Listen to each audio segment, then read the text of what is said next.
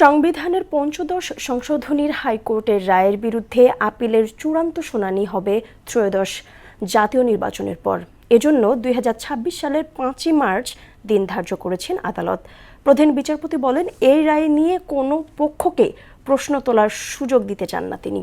শুনানি শেষে বিএনপির আইনজীবীরা বললেন, পঞ্চদশ সংশোধনীর পুরোটাই বাতিল করা উচিত। মেজবা রহমানের রিপোর্ট।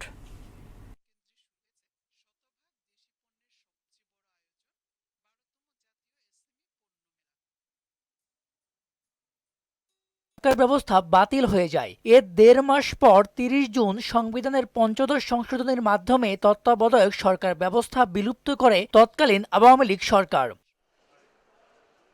২৪-এর গণঅভ্যুত্থানে শেখ হাসিনা সরকারের পতন হলে সংবিধানের পঞ্চদশ সংশোধনী বাতিল চেয়ে হাইকোর্টে রিট করা হয়। ওই রিটের শুনানি করে হাইকোর্ট গেল বছরের ১৭ ডিসেম্বর পঞ্চদশ সংশোধনীর আংশিক বাতিল করে রায় দেন। এতে বলা হয়, তত্ত্বাবধায়ক সরকার ও গণভোট বাতিলের বিধান অসাংবিধানিক। হাইকোর্টের দেয়া রায়ের উপর রিটকারীর পক্ষ থেকে আপিল করা হয়। এই শুনানিতে পক্ষভুক্ত হয় বিএনপি ও জামাত ইসলামী। বৃহস্পতিবার শুনানি চূড়ান্ত পর্যায়ে এসে শেষ না করে ২০২৬ সালের ৫ই মার্চ পর্যন্ত শুনানি মুলতবি করা হয়। আদালতের এই সিদ্ধান্তকে সঠিক বলে মনে করছেন রিটকারী আইনজীবী। তবে ব্যারিস্টার সারা হোসেন বলেন, এখনই কিছু বিষয় সমাধান করা যেত।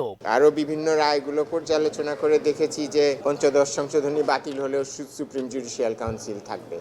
কোর্টের যদি আজকে আমরা এখান থেকে একটা রায় পেতাম, একটা নির্দেশনা পেতাম, আমরা আশা করতে পারতাম যে ভবিষ্যতেও এরকম ইতিহাস পুনর্লিখনের প্রচেষ্টা হবে না। তবে বিএনপি পক্ষের আইনজীবী জয়নুল আবেদিন বলেন, পঞ্চদশ সংশোধনীর পুরোটাই বাতিল হওয়া প্রয়োজন। বাংলাদেশের সংবিধান অ্যামেন্ডমেন্ট করে সরকার 15 অ্যামেন্ডমেন্টের মধ্যে চলে এসেছে এবং তাদের ইচ্ছা কেয়ারটেকার সরকার বাতিল করে দিয়েছে অ্যামেন্ডমেন্ট করে। সেই জন্য আমি বলেছি যে ঘোড়ার আগে গাড়ি জুড়ে দেওয়া। এদিন রাষ্ট্রপক্ষে শুনানি করেন অ্যাটর্নি জেনারেল মোহাম্মদ আসাদুজ্জামান। মেজবা রহমান, মোহনা সংবাদ, ঢাকা।